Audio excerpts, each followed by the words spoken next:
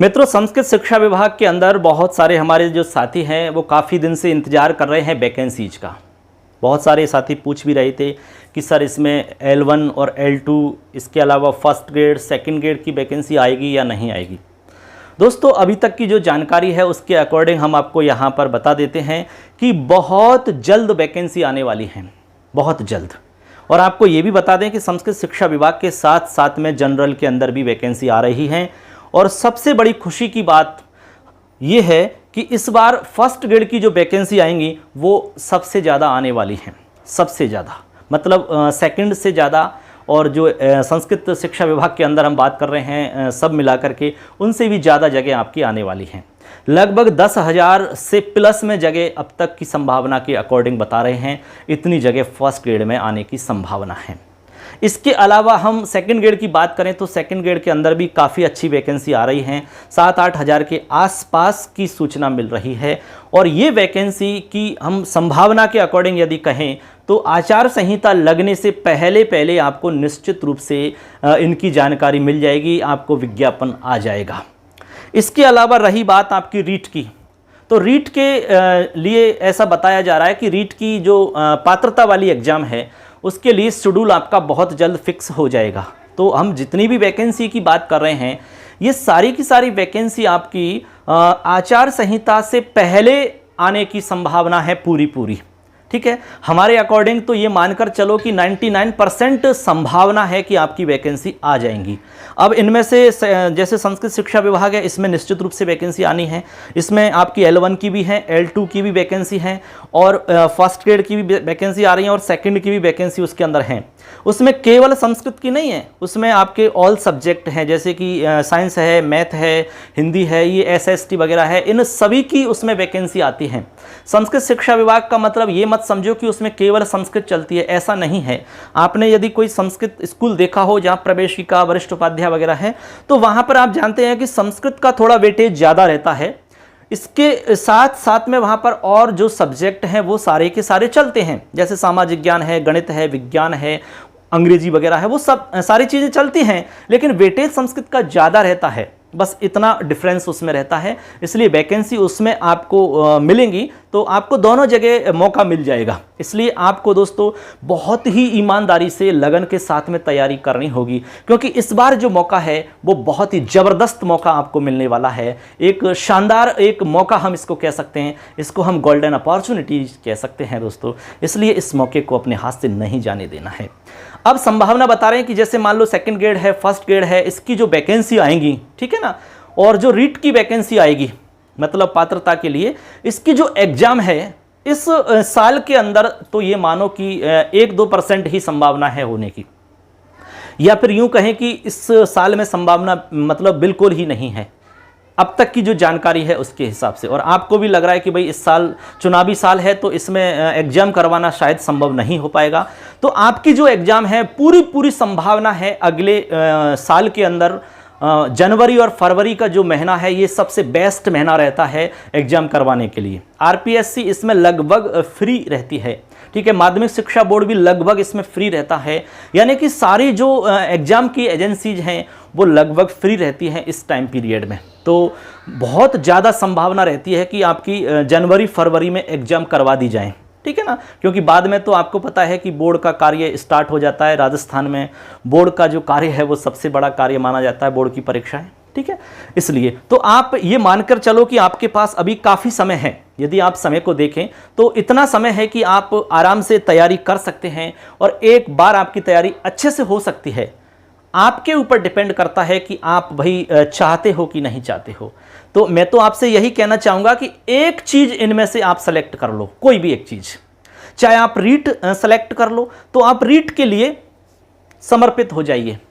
आप इनमें second grade select कर सकते हैं, फर्स्ट ग्रेड आपको सेलेक्ट करनी है, और आपको कॉलेज के लिए यदि एलिजिबल है तो कॉलेज की वैकेंसी भी आ चुकी हैं।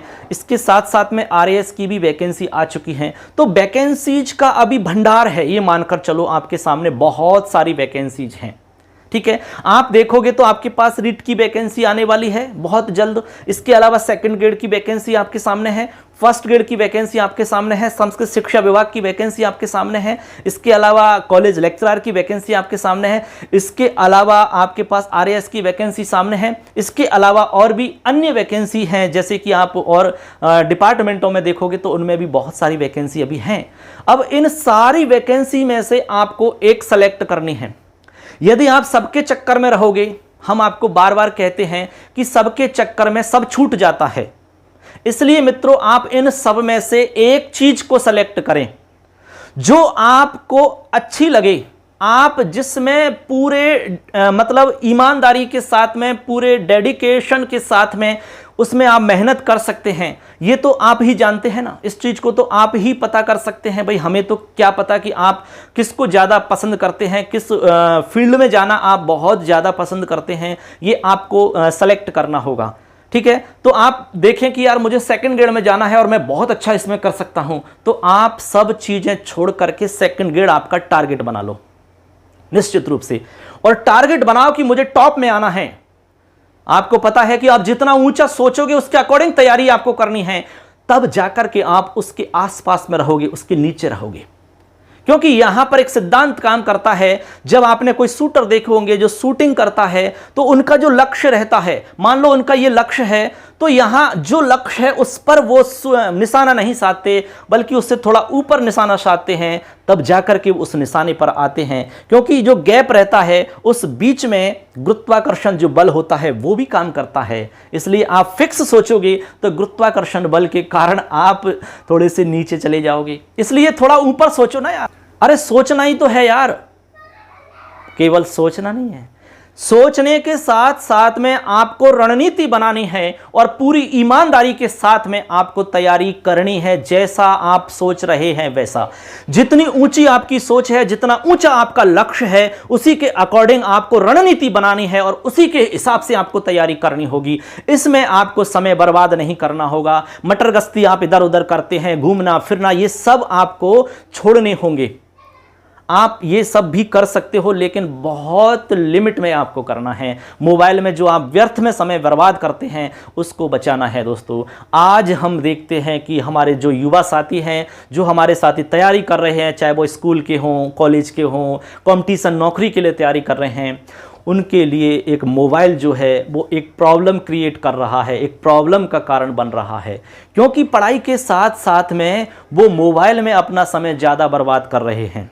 पढ़ाई के नाम से मोबाइल तो ले लिया, लेकिन मोबाइल में अन्य चीज़ें देख रहे हैं, जैसे कि गेम्स वगैरह हैं, उसमें बहुत सारे टीम बना बना के उसमें कुछ खेल खेल रहे हैं। बहुत सारे आप जानते होंगे भाई, ठीक है ना। तो बहुत सारे ऐसे खेल हैं, बहुत सारे ऐसे गेम्स हैं जहां पर पैसे लगा लगा के लोग खेल रहे हैं। उसमें 4 घंटे 5 घंटे कब चले जा रहे हैं पता ही नहीं चल रहा है। आप फेसबुक में देखने चले गए किसी का कुछ भी, एक वीडियो आपने देख लिया, किसी का फोटो देख लिया, उसमें देखते देखते देखते देखते समुद्र में जैसे डुबकी लगाते तो समुद्र का कोई अता पता नहीं रहता है, अथाह सागर है। उसी तरह से ये भी हमारे लिए अथाह सागर है, इसमें आप कितनी भी डुबकी लगाओ पता ही नहीं चलेगा कुछ। आप व्हाट्सएप में किसी के स्टेटस चेक करते करते आप 2-4 घंटे निकाल देते हैं, पता ही नहीं चलता है। आपने किसी का एक वीडियो देख लिया, उस पर क्लिक कर दिया तो उसके सामने और भी आपके सामने अच्छी अच्छी वीडियोज़ खुलती जा रही हैं, कॉमेडी की वीडियो खुलती जा रही हैं, आप उनको देखते जा रहे हैं, देखते जा रहे हैं, देखते जा रहे हैं। आपके 2-4 घंटे कब निकल गए आपको खुद को पता नहीं चल रहा है। उसके बाद में आपको फील होता है, उसके बाद में आपको दुख होता है। दोस्तों मोबाइल देखिए, थोड़ा सा लिमिट करिए। आपको 1 घंटे देखना है, 1.5 घंटे देखना है, बाकी समय जब देखो तो पढ़ाई के लिए देखो उसको। आप पढ़ाई के लिए काम में लो यार मोबाइल से। मोबाइल का यूज आप करोगे तो आप बहुत फ़ायदे में रहोगे। आप मोबाइल का यूज बहुत अच्छे तरीक़ा से आप पढ़ाई में कर सकते हैं।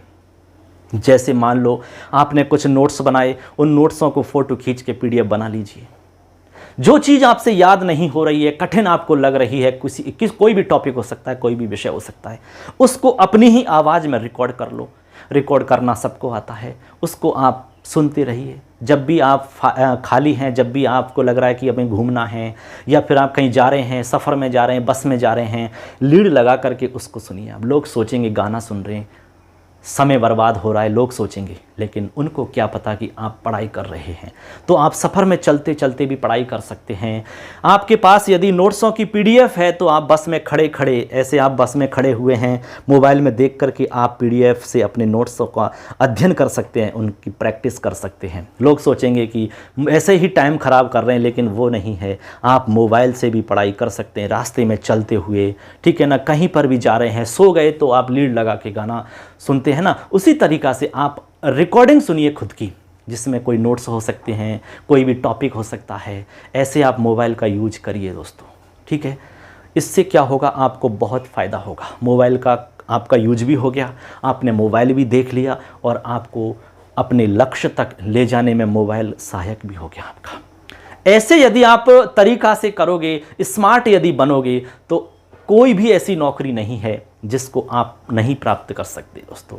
बहुत कठिन नहीं है। इसलिए मित्रों, यदि आप इन छोटी छोटी बातों को फॉलो करते हैं तो मैं गारंटी दे सकता हूं कि निश्चित रूप से आप सफल हो जाएंगे।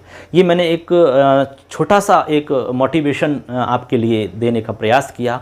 आपको अच्छा लगे तो लाइक करना, चैनल को सब्सक्राइब करना। अब मेरा प्रयास है कि मैं अलग अलग वैकेंसीज के हिसाब से आपको रणनीति बताऊं, बुक्स वगैरह बताऊंगा, जैसे कि रीट के लिए क्या रणनीति हो सकती है, क्योंकि हमने भी तैयारी की थी और तैयारी करके हम भी सेलेक्ट हुए हैं, ठीक है।